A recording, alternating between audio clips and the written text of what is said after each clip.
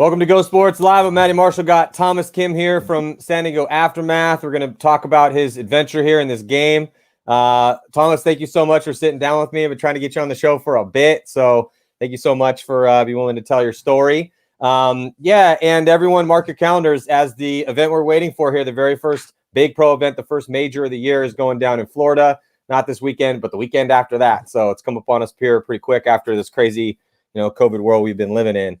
Also, we're going to have Mike Himmin on the show tomorrow, right around the same time, around 5 o'clock here, West Coast time, and 8 o'clock. So we got a little aftermath, and me and him are going to be talking about kind of all the top teams, who we think is going to win.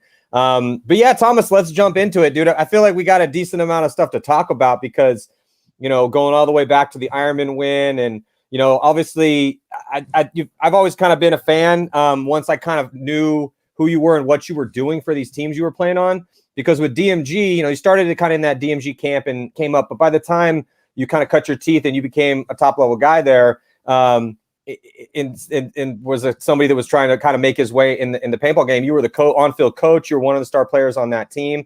As DMG was trying to get better, you went overseas. So we got a decent amount to get into today. Let's start with the Ironman win, though, because I've been just kind of jonesing to pick your brain about that one. So yeah, I mean, let's just even start with you getting on. There it is, right there. Let's just start with you getting on the Ironman, because I've been using this as an example of, hey, dude, not anybody can win, but if the Ironman can, put a roster together and come out on a rebuild, basically a couple weeks after it happened. I mean, it's a pretty awesome story, and it should be a giant boost of confidence to everyone out there if you're ranked like 12th and up. But yeah, so let's just start with the building of that team and how quick it kind of happened and it came together, and then we'll kind of get into the battle and the win.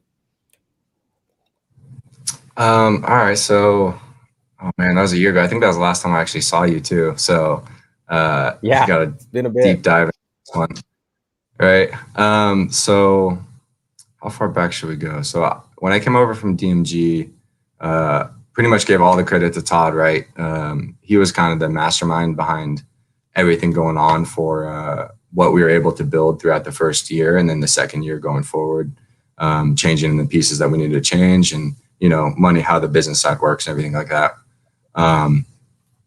But in the off season, it was just a big culture change, I guess. There was more buying in, I guess, from the whole entire group of people.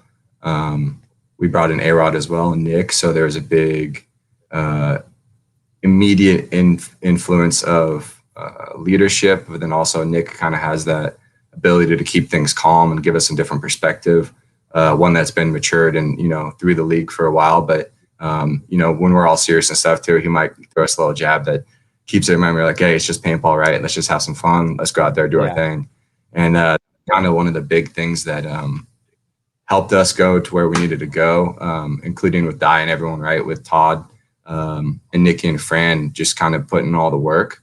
One of the root successes for us was having all those variables controlled on the outside of the net, to then have every individual player focus on really, really what they needed to do, right?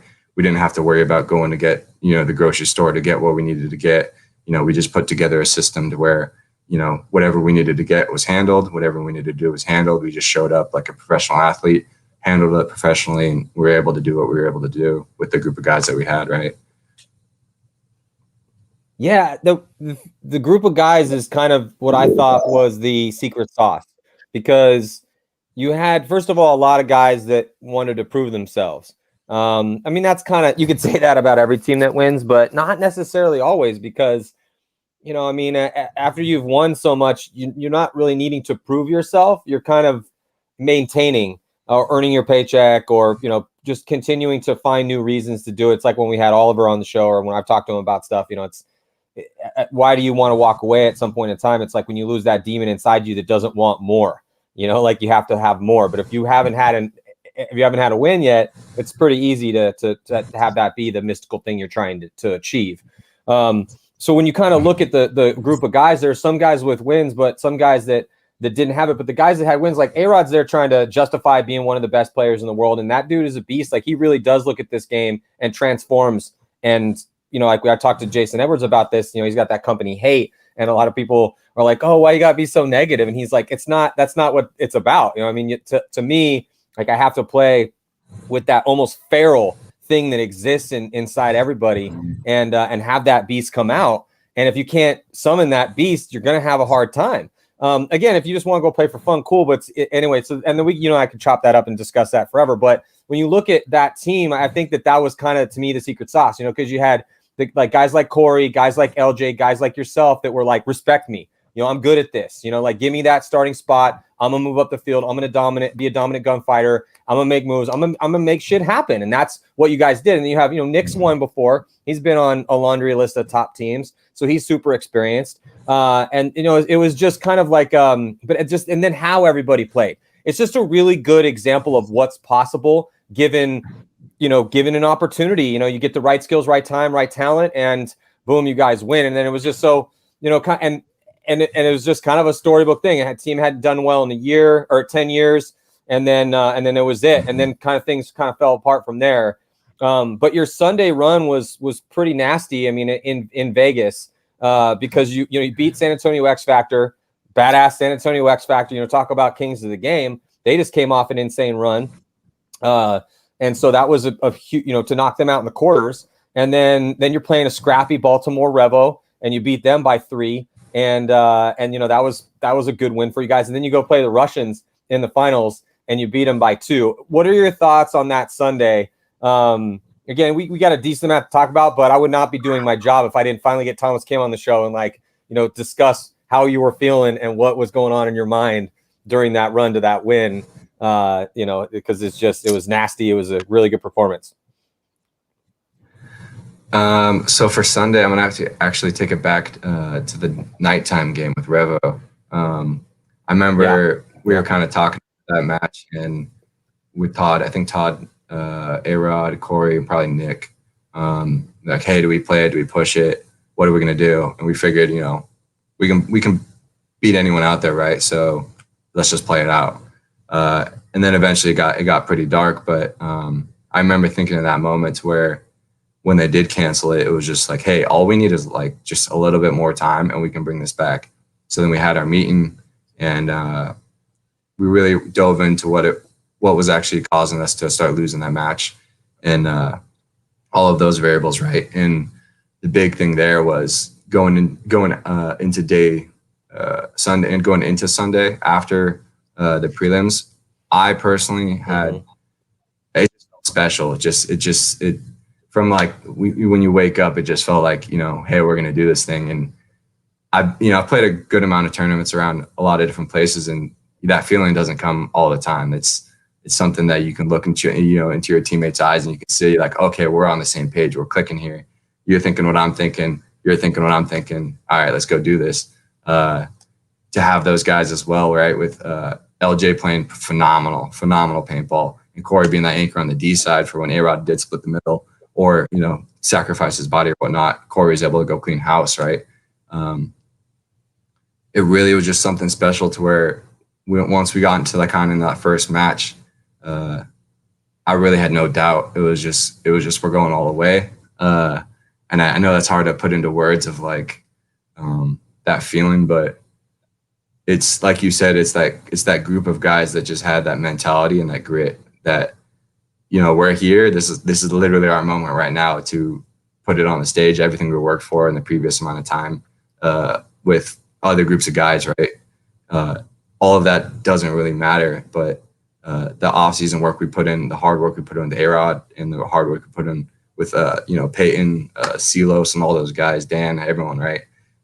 We spent a lot of time out there. You and the rest of the legends came out during the off season and really lit a fire under our ass. And Todd being at the helm of the street was just, you couldn't ask for a better combination of variables to then be able to implement and just focus on winning. And as we went on that run, when I think we played X Factor first, like you said, and I think we just went on a big run with TMG. I think we went down 1 point, and then we went 8 straight, and then we won like 5 more against X Factor or something like that. And it was just a solid run. It was just, we can't lose right now. Yeah, the only game that you guys lost was to Revo, and that, like you said, I think it was interesting that you pointed to that because that was so memorable. It's crazy because we very rarely ever have darkness be an issue. First event of the year. I mean, going back, I can't even remember other than like you know, not a big national event, but regional events. There's been some darkness issues, but it happened, and and then how are you going to answer to that? So you guys, you beat X Factor with a really good start by 3, and then lost to Revo by 3. So then you had 1-1 with an even point spread after your first 2 games. So not the greatest start, but pretty damn good start if you can beat X Factor. But also not looking like maybe we're not, from the side. I was looking at that. I'm like, I don't know if they're going to be the team that wins the tournament, but very rarely on day 1 do we figure that out anyway. But then you guys just had an awesome run. And I think grit was the word that was the best word that you said, because I just felt that, again, when you go down that roster, a guy like Silos trying to get another chance on a pro squad, Todd believes in him, you trying to carve out your name, in the top echelon of players. That's something you still want to do because you love this game. You told me you want to play it till the wheels fall off. And you look at a guy like Parrish, you look at a guy like, basically you just go down that roster. Even, guys that not getting a ton of spins, but man, they're scrappy, gritty dudes, like Dan Norcross. I like Dan. Dan's a great dude and he's gritty. So it just was one of those amazing runs that it was written in the stars. And before we kind of move on and talk about the break and what happened with the Ironman and then you eventually getting on Aftermath, I do kind of want to talk a little bit about, because this game is so mental, man. I mean, that, once you could take somebody that's decently athletic and teach them to run and gun and shoot right-handed and left-handed and kind of walk them through the physical skill needed to be decent at the game, at least to not go out and look like, you have no idea what you're doing.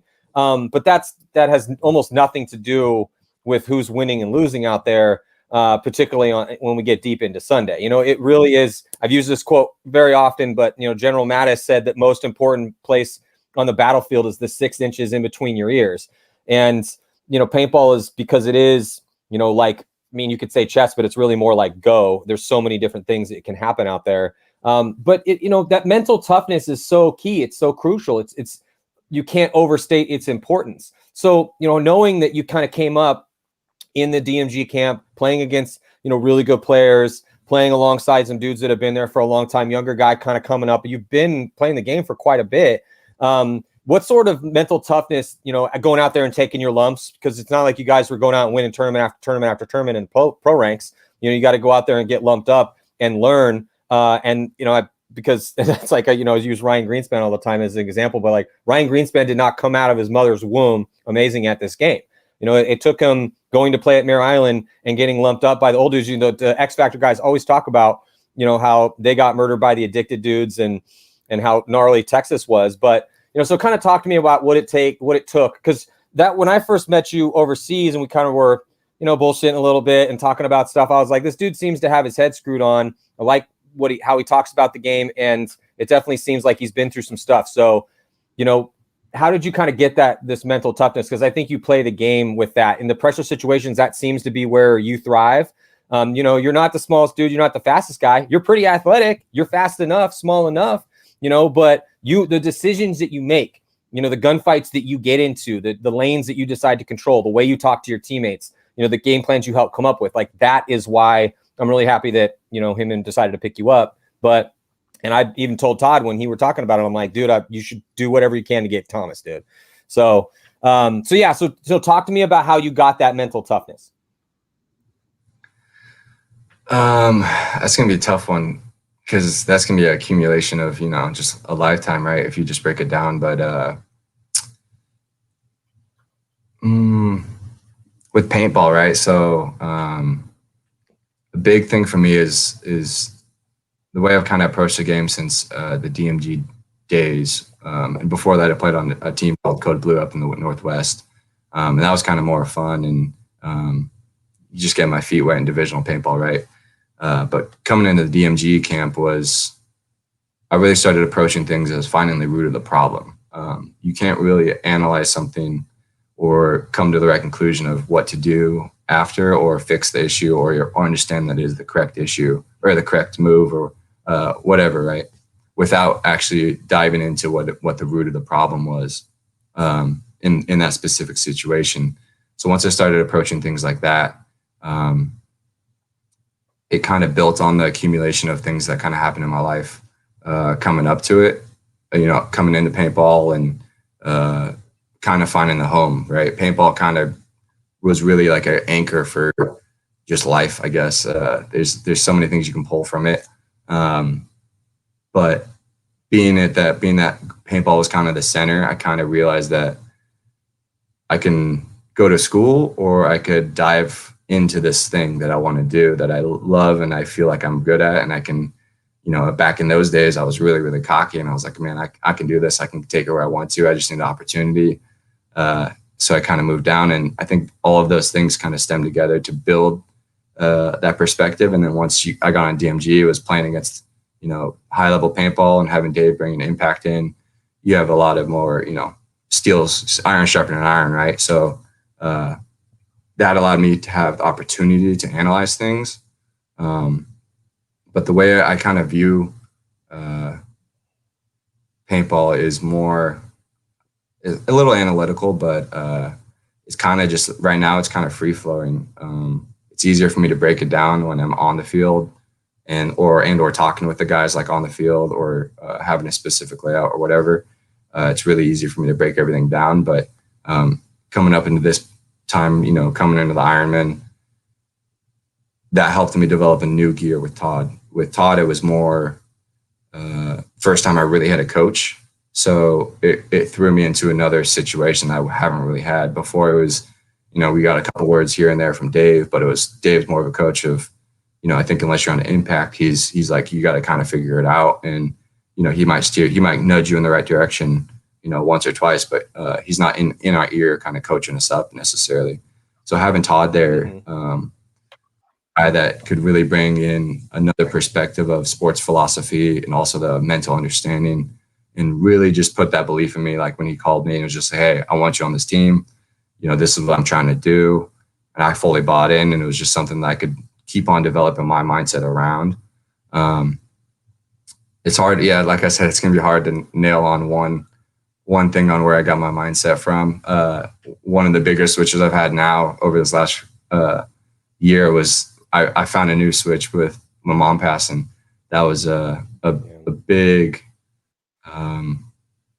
mental hurdle for a lot of different ways, right? And like I'm smiling now because of all the happy memories and stuff, but what she was able to do for me, and she really kind of led me to paintball. Like if it wasn't for her, I wouldn't be playing paintball right now. So understanding that and going through the darkness, right, of the last year, and really just developing a better understanding of just my surrounding environment, but then how I affect it, and then what affects me, right? It allowed me the opportunity to find another gear of like, hey man, like this is what you want to do, then go back into it like I did when I first moved down to Sacramento, which was, I don't care if I'm trying to, like, I'm not going to make tons of money. Like I didn't go down to Sacramento to make money. I went down there to work 3 jobs and play pro paintball and get to pro. And now it's kind of like, hey, I'm not the best. So, do I do it again and try to make 5 years down to 2 or 3 years? And how do we get to the best? And so that's kind of where I'm at now, is, using this next gear I found to really take it to where I know I can take it. And that's a big part of my mentality right now, is just kind of diving into that. Yeah, and it's weird how sometimes the darkest parts of a road can be the most illuminating in your mind long term, when things are real bad. Once you get through it and you look back, you're not happy that happened, but you were forced to kind of reform the methodology of how you look at the world in a way that is incredibly beneficial to your current life. That's just that survivor type mentality. So, and then also I know you had to take over like some of your mom's work too, and and have to complete a project, or I remember you had said that was kind of like a really big deal for you as well. Did you ever think about quitting paintball, or has that always been kind of like the port in the storm for you? Because I know how passionate you are about this, but you have, you've gone to the top now, you've won a pro tournament, you've been on, now you're going to Aftermath, and it's just, I think the Aftermath story is one of the more compelling stories, which we'll get to. Obviously, we got Mike coming on the show tomorrow. We've talked a little bit about it, I want to hash this out with you, but let's just kind of stick with that. Did you think about quitting at all? Kind of like, talk to me more about that mind space and how you were talking about how you like redoubled your efforts mentally to focus on this. Yeah. So actually, I was about to retire, retire, same thing. I don't know, January, February, March, April, May. It was probably like around June. I was thinking about becoming a pilot and going through ATP's fast track program, which is an 8-month program.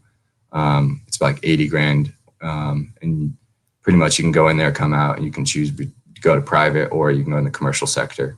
And I was kind of at that point where I was like, it wasn't because I felt like I did it. Like I still don't feel like I've done it. Like this win is really cool, and it's going to be amazing. Like it's always going to hold a special place in my heart. But until I get multiple series, it's just not gonna. I won't feel like I did it. So looking back at that moment was, I had the loan drawn out. I had the entire contract and the application ready to go, ready to send, and I really just needed a co-signer. So the person I was going to have co-sign decided they couldn't do it for me. So it kind of made my decision for me. And I was able to stick around, and, it's a blessing in disguise, but I think it was a little double sword of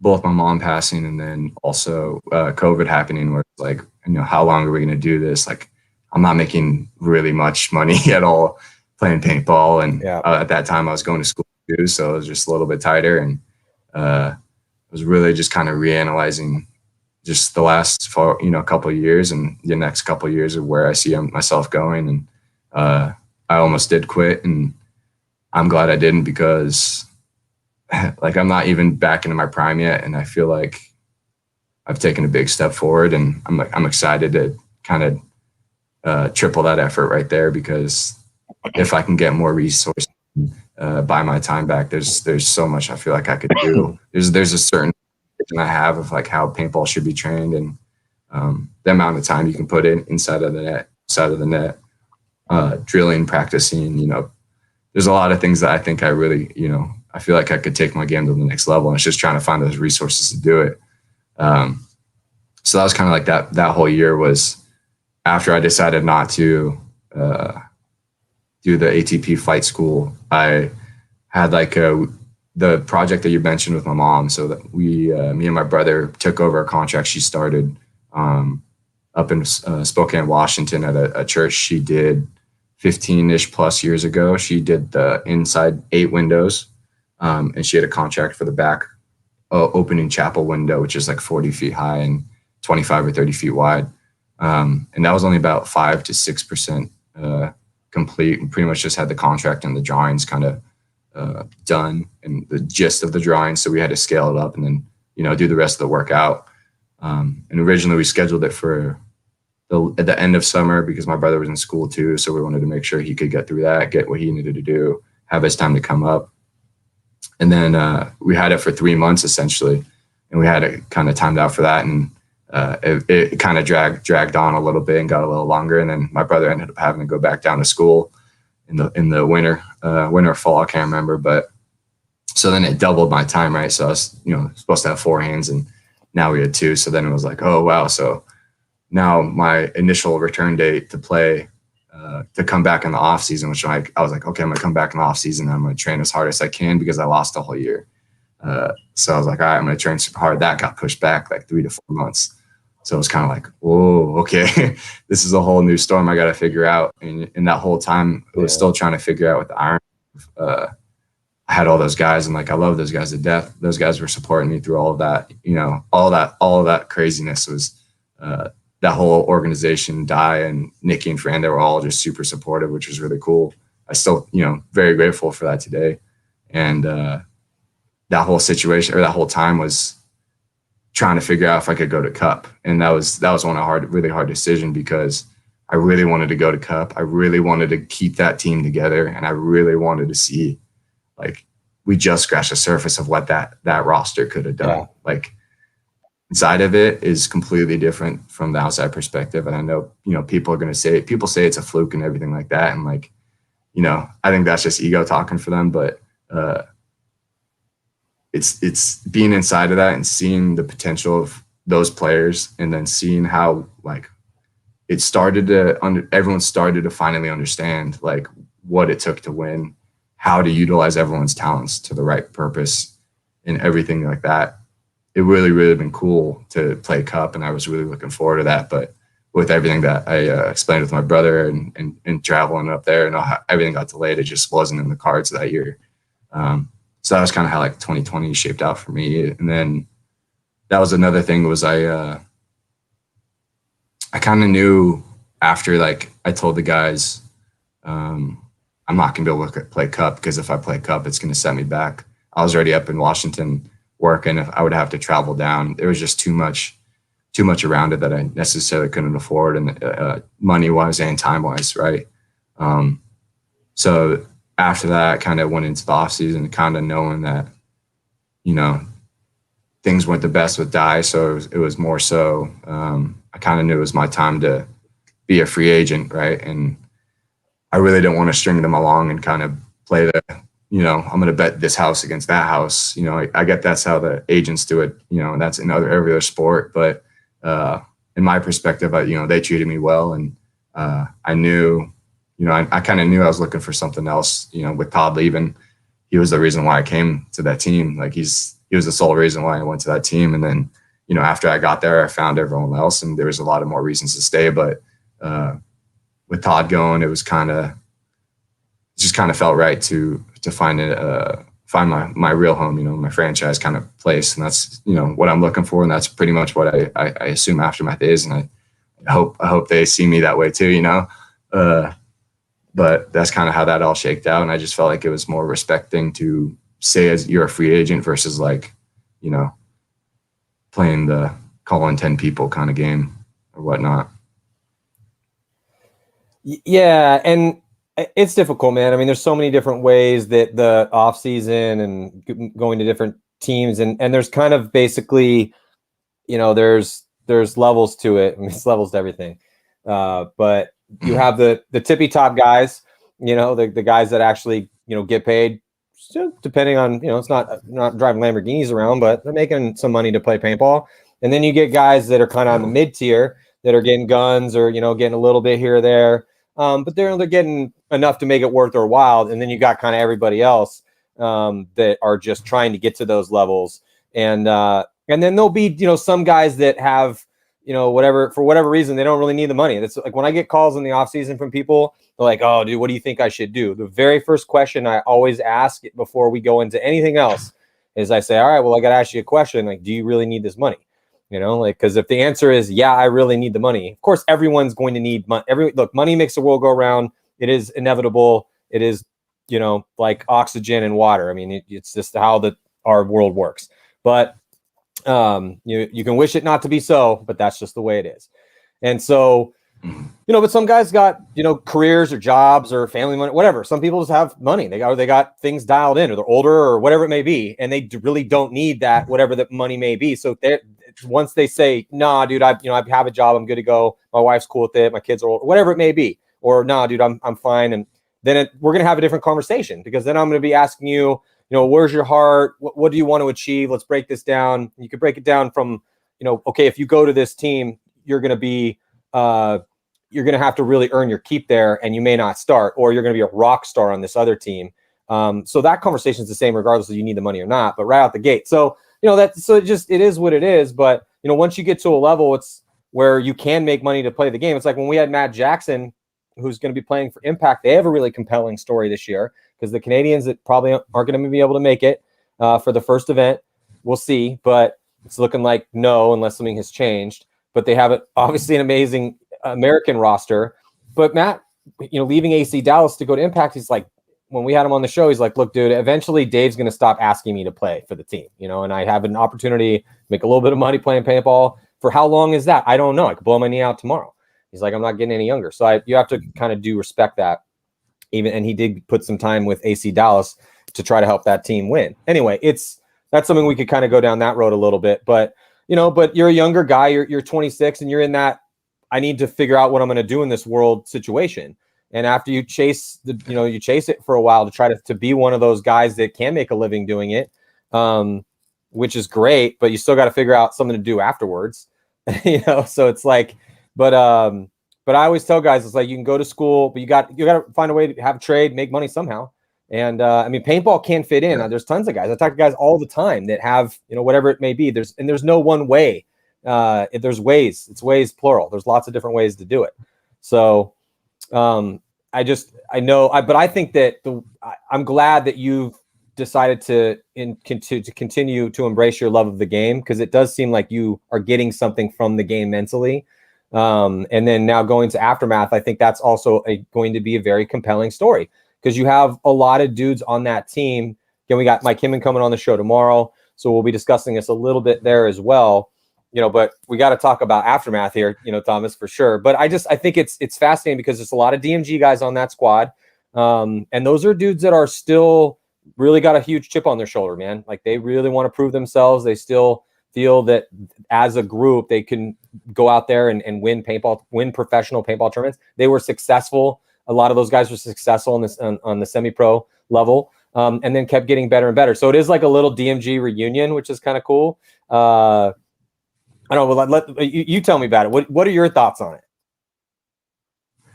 All right. So I think you hit it on the head. One thing, like, I haven't felt this way about the game, I don't think ever. Like, on the come up, it's never, I don't know. It's felt like I was always trying to be home, but it finally feels like I'm home. Like, I don't know how else to put it, but I'm so passionate about playing paintball right now. I don't feel like it's ever gonna go away, and I've kind of understood that I'm here for at least 10 to 15 years, God willing, or body willing, not God willing, which is another preparation thing, all that. But with DMG and with the move to Aftermath, the big thing, or one of the ways I put it to correlate it to, average people is, to me, it's like Kevin Durant, Westbrook, and James Harden. What could have OKC or the Sonics, right? Sonics, what could they have done if they kept that team together in their prime and didn't have all these things? And when I was able, in the off season, this off season, talking with Joe and Tim and Josh, which, Josh and Tim were the two guys that I came up with in semi-pro, and those are the guys that we won those 4 events with and, earned the pro spot. And that's just something so special that it's almost stupid not to do it. Even, I had other offers on the table, and I heard rumors of other offers people would give me, and I wasn't really calling around too many people. And with Aftermath and those guys and the way we were talking about it, it was just kind of something like, not a lot of people get this opportunity to bring the guys back together and have this kind of opportunity to really see what we could have done. I didn't want to be 10, 15, 20, 30 years down the road thinking, wow, I really missed a chance to see what that group of guys could have put together after we did make that run. And it's not the full squad, but those are two solid the stunners that were on that squad. And then you had Joe Barrett into the mix, who came the year after we went pro. And he's a whole avocado himself. But that guys just creates a solid foundation to then add Mike Hinman back into the situation, right? And what Mike brings to the table with Jerry, it's almost, we're touching on this kind of same feeling with the Ironmen. It's just kind of something like, hey, we're onto something right here. Like, the system's being developed, the culture is being developed, the mental fortitude is being developed within the players, and really like showing, these guys how to win. Like, Tim won on Impact, and, I've only got 1 win under my belt, but I feel like I've won a lot in divisionals too. So like, it's almost scalable, right? You can, take pieces of from everywhere you come up in the game and apply it to the understanding. It's really a mentality. And so showing the rest of the guys, you got Unger and, Keys and all these other guys, Troy, Pinky, you got all these guys that are, semi-pro, pro level, right? They're semi-pro coming into pro, and rookie years, and it's going to be something that it's going to be a lot of hard work, but being on the forefront of a brand new team and developing every facet that you need to do to win, and being responsible for yourself and all, each other, versus like, hey, this is the culture of the team. Are you going to fit in or not? It's no, we're creating everything that we want to be, where we want to go. We're creating it with Mike. We're creating it with Jerry, so it's a really cool opportunity to be a part of. And that's kind of what swung me over to the aftermath camp, was my friends playing, play with my best friends. Like, if I wasn't going to get life-changing money, I want to play with my best friends, like that just makes sense to me. And then you had Mike. Mike was the other factor. So when I heard he was actually taking the team back over and he was going to coach, I went from Todd to Mike. Like, is there much better coaches out there right now? Like, there's not really many better coaches. There's definitely high level coaches, but those are two guys that I've seen get the most out of most of their players at a consistent amount of time. So I think that's something that I can also, gain a lot of things from. Yeah, two hardcore San Diegans. I love it. Two of my favorites. No, it's great. And it's just, there's so many good stories this year, but Aftermath is a very compelling story. I was going back and, you guys are ranked 18th, so you're going into a situation where, you guys were king of the hills, or king of the hill, coming off that first event. And then all this personal tragedy strikes you. You got to really figure out what the hell you're going to do. You got to spend a lot of time, refining that, that headspace that is just so difficult, especially in your middle 20s, man. The mid 20s are kind of rough. It's that quarter life crisis is a real deal. Remember my mom one time told me, she's like, dude, mid 20s suck, because you're trying to figure out what exactly you're going to be doing, who you're going to be with, how are you going to move and be in the world. You're like, your 30s are kind of cool because you still got it physically. And you're starting to get a little more respect, a little bit more money. 40s are great because you got things dialed in. Maybe you got family. It's, things are a lot more settled. And then anyway, she was kind of breaking down, because she's old. So she was kind of breaking down all these different things. But I think I was probably close to your age at the time. But yeah, man, she's like, dude, your mid 20s suck. So it's just, but I'm glad to see the smile. I'm glad to see the smile on your face. I'm glad you're back in the game, because it has been incredibly kind of fun to watch your trajectory. And when you look at the guys that, obviously you got the guys that are the Aftermath core dudes that are still there, semi-pro. Now, after a relatively disastrous run at pro, Mike comes and takes the team back and over. Yeah, they had that third place in Vegas, but Jesus Christ, dude, they had a hard time even winning the games after that. And, And Mike has a very, it's like we kind of talked about. One of the things I liked, again, with the grittiness, like, you were a name that was being bandied around because, you showed up in Vegas and proved it again. It's like, okay, well, this dude is on a trajectory going this way, helping teams get better.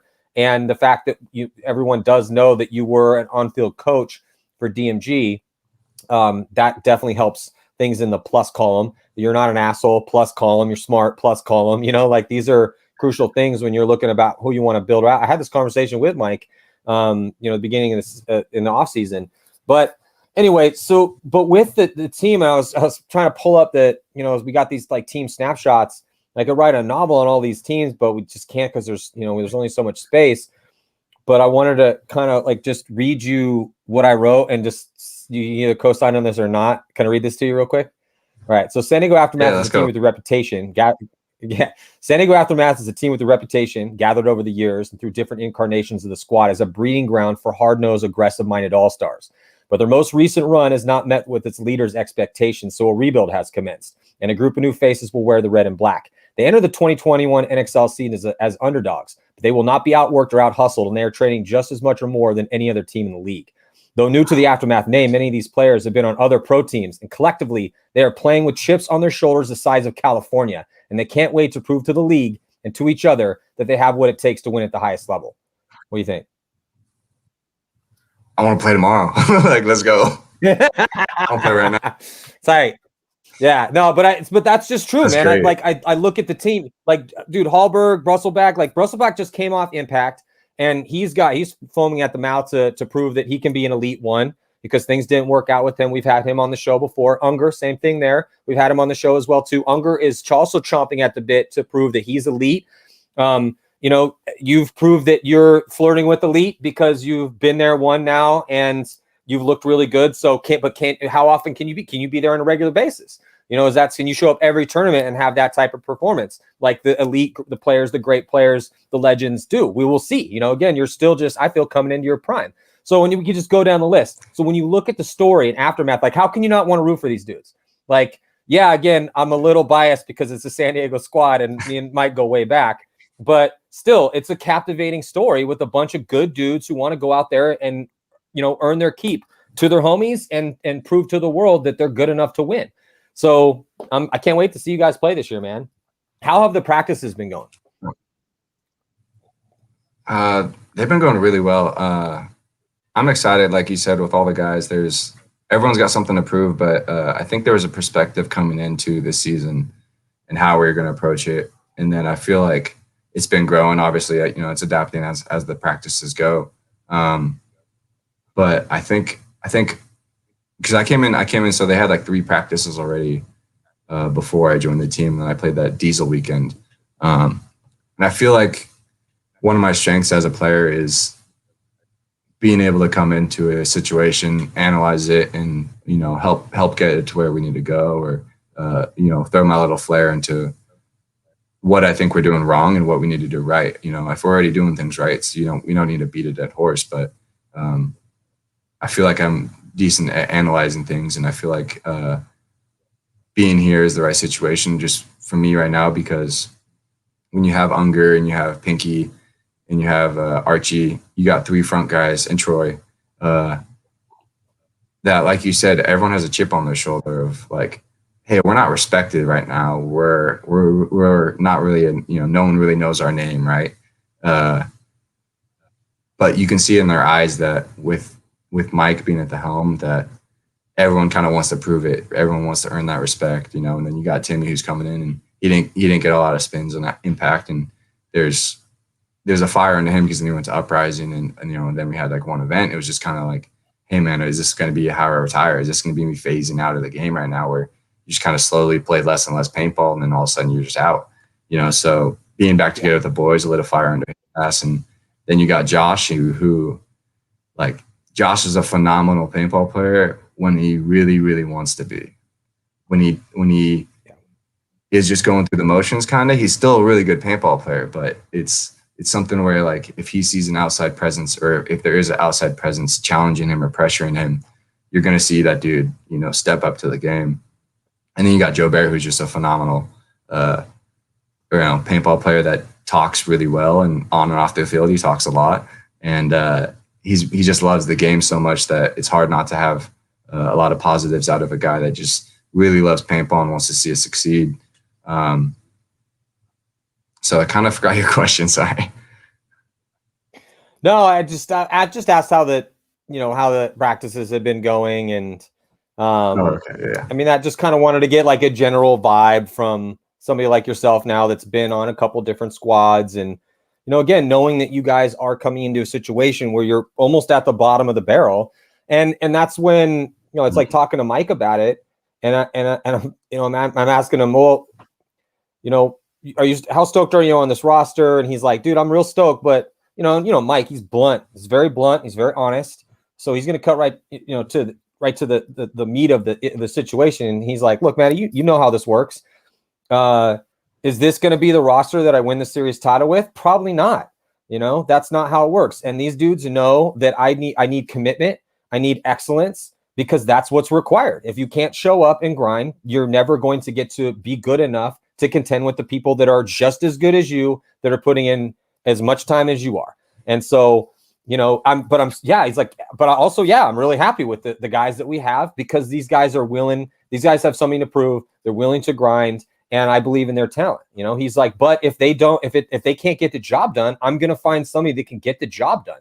And it kind of goes back to that practice when, you know, Todd hit me up and he's like, dude, I need some of the older guys to come out and just basically talk to him like we were talked to back in the day, you know, like no punches pulled, give them the business. So, I roll out there and walk up to your guys's and I'm like, hey, those dudes across there are trying to take your spot. Not everyone here has a spot, like the axe is sharp. You guys suck. Like you guys, you haven't won a tournament in 10 years. Get your shit together. It's pathetic and it's embarrassing. You should be embarrassed right now. Like this things need to improve. And then I walk down to the other side and I like tell the practice squad, I'm like, hey, go take somebody's spot today. I want to see nasty, bloody knuckles, disgusting paintball all day long. Let's go.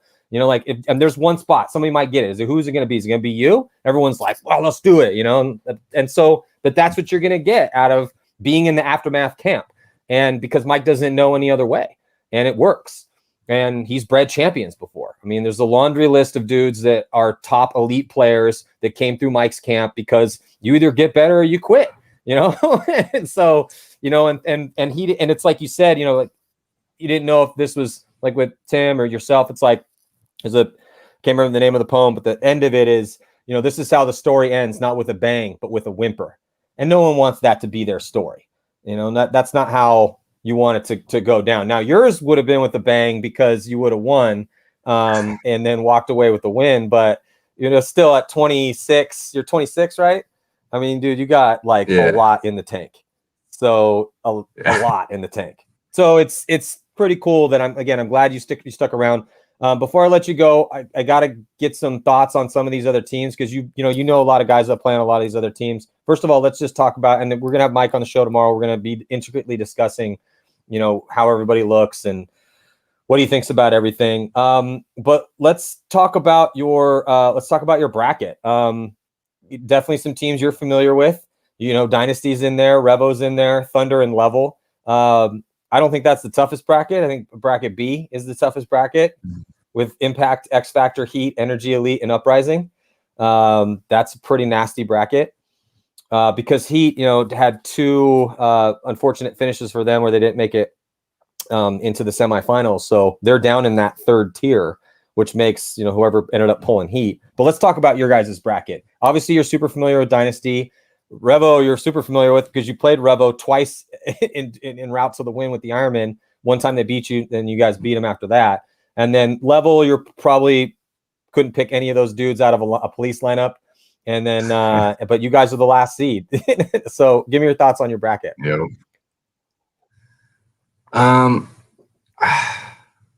I think it's kind of like a nice warm-up bracket, for a group of guys that's just coming together. Like you said, it's not the hardest bracket, but, I don't think we can sleep on Thunder. And, we know we're getting out of Dynasty. Revo is going to be, I think, a dark horse. We'll see. We'll see if they're able to string it all together and if they can keep that roster together consistently, right? But I don't know.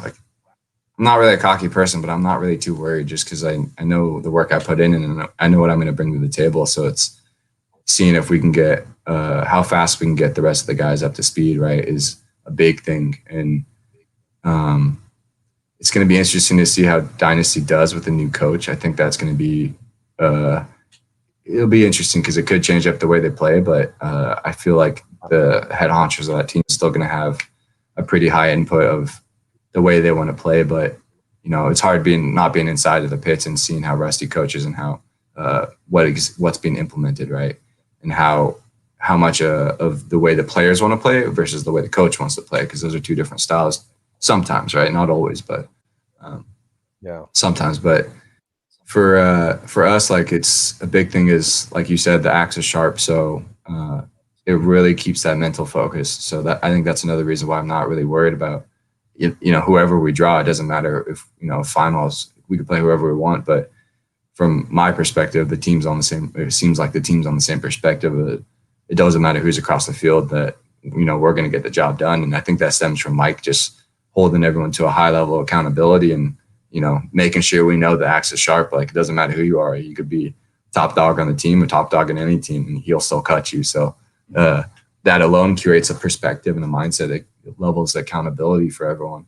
And as you develop that in the system, right, you're going to develop the understanding and the respect for each other. So that was one of the big things I was preaching to practice, was like, hey guys, like, I understand we all got time here and, we all got lives and stuff, but like, if you see this guy working super hard and he's putting in all of his time and, we all have extra time we could be putting into this game. It's not that I'm asking you, or someone's asking you to do this, it's out of respect for your other teammates, you know, your teammates. When if someone's out there working super fucking hard, like, you got to work harder, because the guys that have 10 or 15 years on us, there's no way to, you know, get that time back unless you're working double what they're doing or triple what they're doing. And that's almost illogical with, you know, the way paintball system is now. But there is, like I was telling the guys, like there's all these things you can do.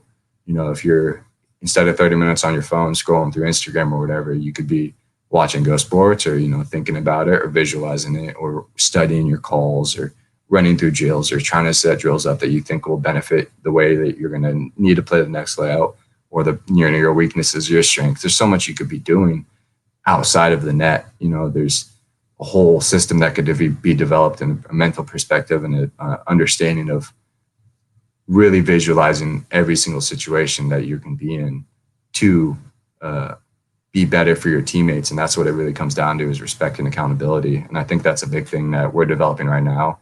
And like Mike said, you know, he's made sure we know this too, is it, like, and I understand this as well, as it's not going to be the same squad in, you know, next year, the next year after that. Like, that's just, almost no paintball, team right? is. There's going to be, yeah, exactly. I think Heat's the closest to it, right? They've had the same roster for like 4 years, something like that. Yeah, but Heat is, well, well, just real quick, it definitely helps to keep your roster together if you win 2 World Cups in a row. So yeah, they didn't win last year's World Cup, and they had 2 tough finishes in a row.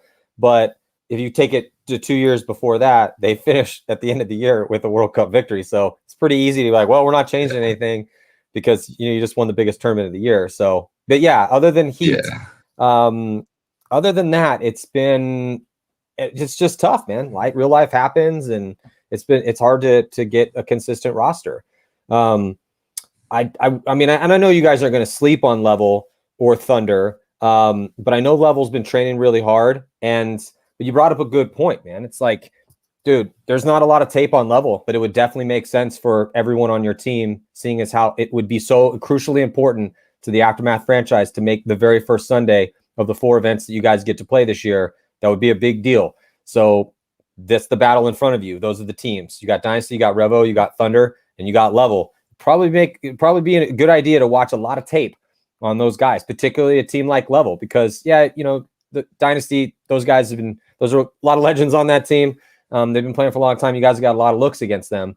Still would make sense though to go watch tape, just like any sport. But with Level, it's like, yeah, man, if you can't, you know thy enemy, and if you can't pick somebody out of a lineup and you have no idea how they play, who knows what's going to happen. So I would go back and watch their games from Orlando and from Vegas. I do know this, they like to play fast. They set a record for points scored in Vegas. I think it was like 18 points scored in a game or something. It was crazy.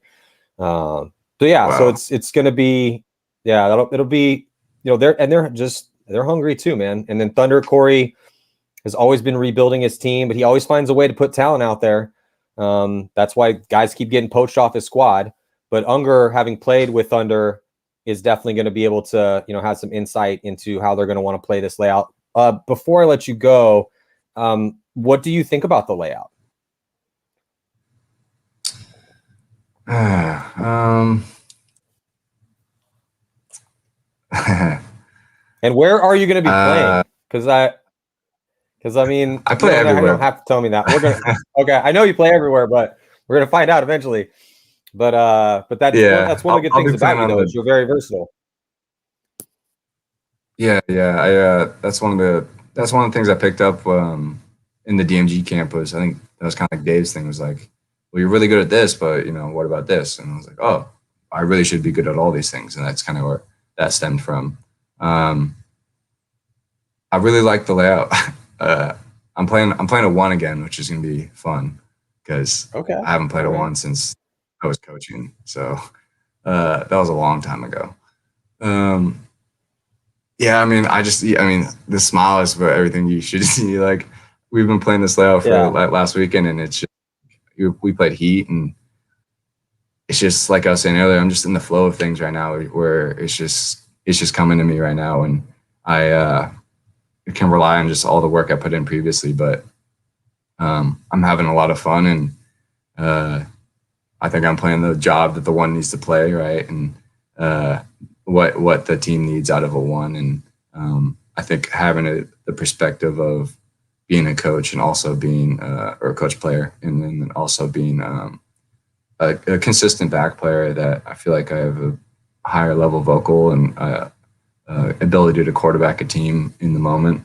Having that also in a one position creates another variable that some players can, there's high level players that have the opportunities to switch all the gears too, but having a one that can also quarterback and kind of, put the team on the situation earlier in the game and have all the right information filter back allows for the time lapse of understanding what the other team's doing to be dwindled down to where it benefits us as a younger, newer team. It creates a situation to where we have a little bit of extra time to potentially, pull the deep water points out because we had the information filtered back quicker.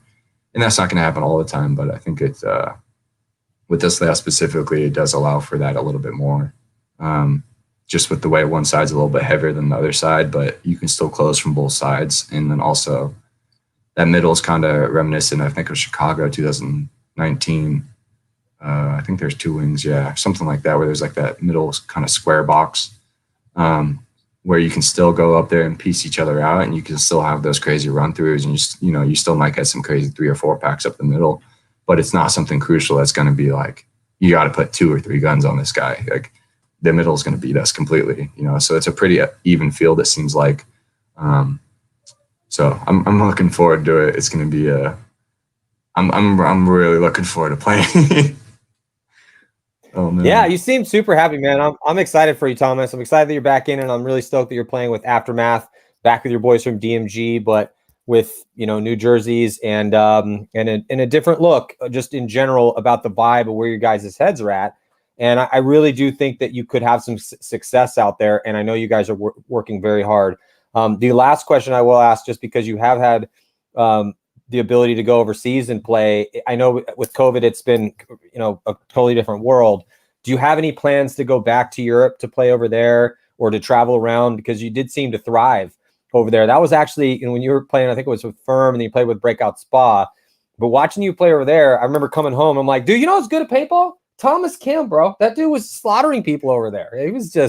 That's when I first was like, oh, okay, you were here before and now you're here. And then you kept it going in the States. And I was like, and I've seen that a lot of times. Guys will go over to Europe and they just, for whatever reason, the adventure, the vibe, having to carry a team, be the best player on a team, what you're capable of, you can't do and how much you can and can't push it. You're constantly in the deep water because, like you're forced to be in that spot because you're the best player on the team typically.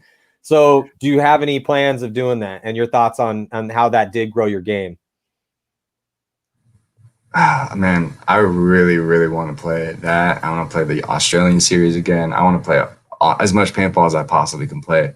So for me, it's about trying to set my situation up to where I can, afford to do all that. That's a big thing, is because when I am spending that, when I was spending that time away, it was like I wasn't really building anything else back home to, fall back on, or, to have something after paintball. So it's kind of finding that formula that's going to work where I can either make enough from it so I can invest that return back into it or back into my future, versus leveraging my entire future, to play paintball, which is something I've been doing pretty much my whole life right now.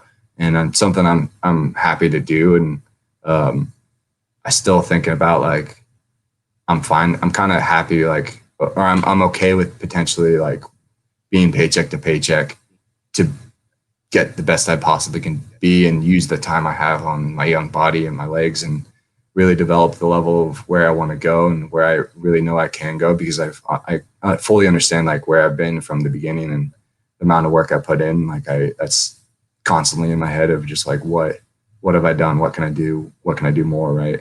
And I think that kind of stems from, it stems from everything that I've done, but playing international also helps that, because you're developing, like you said, just so many different variables of your game and your mental.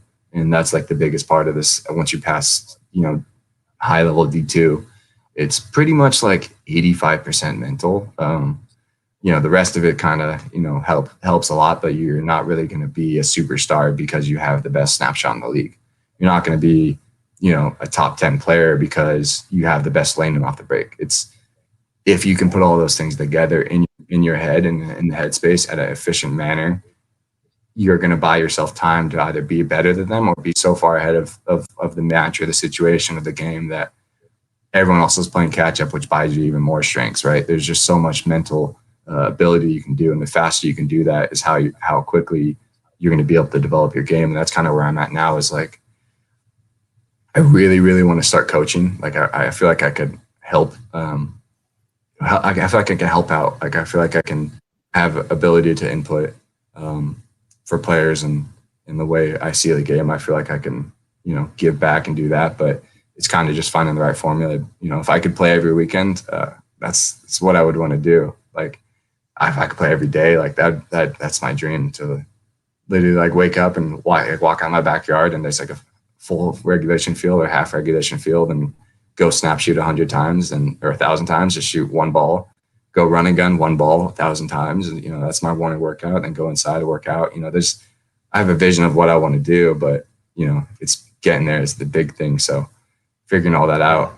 Funny you actually bring this. Actually, I thought about potentially like trying to just travel and live and play and just like play for like 2 years. And just because one of the reasons why I went down and joined the Ironman with Todd and all the other variables, like my brother lived down there, I was going to go to school. But one of the big things was I was going to play 5 days a week. I was going to try to play like every single day I could in the week around school, and then also play every single weekend. But with just so much of my time taken away from, everything we've talked about, it felt like I felt like my intentions were to take 4 years into 2 with Ironman, with Dai's ability and Dai's resources. But I really took a year off. Like I took a year and a half of steps backwards because the game progressed while I was dealing with everything I was dealing with, the project and everything with my mom. It feels like I'm just still playing catch up. So I'm really excited to see like what I can do when I actually commit in my time again. And that's going to be a big thing if I can get on when COVID opens up and I can get on some international teams. I think it'll just kind of snowball, and maybe I can pick up a couple coaching gigs and stop lifting appliances and stuff. So get back into the full stream of it'll be sweet. You still got some time, my friend. You still got some time, but yeah, I'm really excited that you're back in, and I'm glad that you've gone through the darkness of the last year, and you've still got a smile on your face, man, because I really do believe in your talent. You got a great head on your shoulders, and I'm not just saying that because your face is on my computer screen. I really do believe that. So I'm happy that you're with Aftermath. I know Mike's going to whip you guys into some shape. We are going to have Mike on the show tomorrow. Any last thoughts? Anyone you want to thank before we sign off? First and foremost, obviously, I need to thank my mom. Like, I know she's not here, but like I said, without her she literally sacrificed her life for me to do what I wanted to do. Like, I could write a book about it.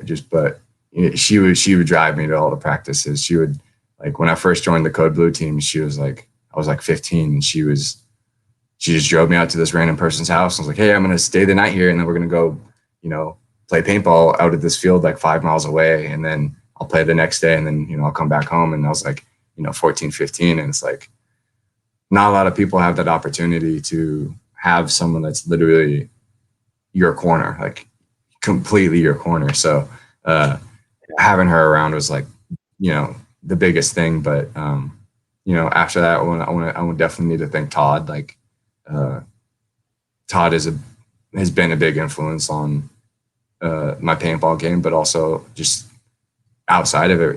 I played over in Breakout in Europe with him with Breakout Spa, and having those conversations just about life and just paintball and just real life and everything like that, and having him also in my corner when my mom passed was huge. And I've also all of the Ironman guys, I want to also thank them just for everything they did for me for that whole time as well. And then obviously my brother as well, Nicholas, he'll probably watch this. I hope so. But him as well. He's been like the anchor that's also supporting me, because like it was definitely a rough, dark time, but having those people and then also finding paintball, like paintball is my biggest anchor, like savior kind of thing. I don't think Joe Barrett for setting all the pieces into place to make this kind of thing happen. And then, that led us to Mike, and Mike's been the most real person I've met in the entire industry. He keeps it the most OG. He will tell you what is up completely. There is no politics, and that is one of the best things I like. And then on top of that, he's like such a great dude that like it's like, how do you not want to play for this guy? Like, yeah, he's super passionate about the game, but like his character alone should rise your character, whether you're playing paintball or not, just being around the guy. So I want to thank him for the opportunity for sure. And Keys at APX as well. And then, you dive into Jerry and same with Jerry role. Jerry's playing the same role kind of Nikki and Fran played, where, they're doing so much hard work that doesn't get noticed by, the public, which obviously it's not going to get really noticed by the public, but even the surrounding environment. I think those types of people need to be shined light on more, because that's like the roots of why paintball is successful, is those people that are willing to sacrifice their time and their money to help you or help other people around you or help their surrounding environment to get better. And it's like, if someone's giving you the time, take the money out of the equation. If someone's just giving you their time, like that's the only resource we truly have. So like we should be appreciating those people more. So definitely want to thank Jerry and for all the work he's done. And then, pretty much just everyone in Aftermath. Right. And, I definitely got to thank all my sponsors too. So like all of them as well, but that's still a beginning relationship. So I gotta make sure that, I get it. I don't know what's the right word I'm looking for. Proper, I guess, right? Because without them, right, there really isn't like, there's just so much more stress somewhere else, right? The variable equation is going to be stressed out in another chain. It's going to be broken. So without having like HK, Sandana, Transfuse, and everyone like that helping us back us up, Lux, the TM40.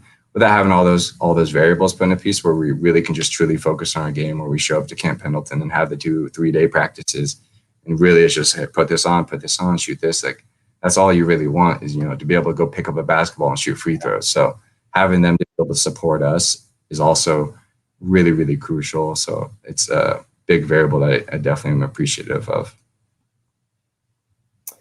Well, I can't wait to see you guys play this year. It's been a pleasure to watch you so far again, bro. You're 26 years old, dude. You got your whole life in front of you and a lot of good things to come. Thank you so much for being honest and sitting down with me. Really do appreciate finally getting on the show. We got to get you back here at some point in time. Hopefully it'll be after a win. And everybody, remember, we have Mike Heyman coming on tomorrow, also from Aftermath, and we're going to be kind of chopping it up and just talking about all these teams, the brackets, how he thinks everyone's going to do, how I think. And then next week, you can see at the bottom of your screen, April 30th to May 2nd, the first major of the year. Can't wait. So I'll see you guys tomorrow again. Thomas, thank you so much.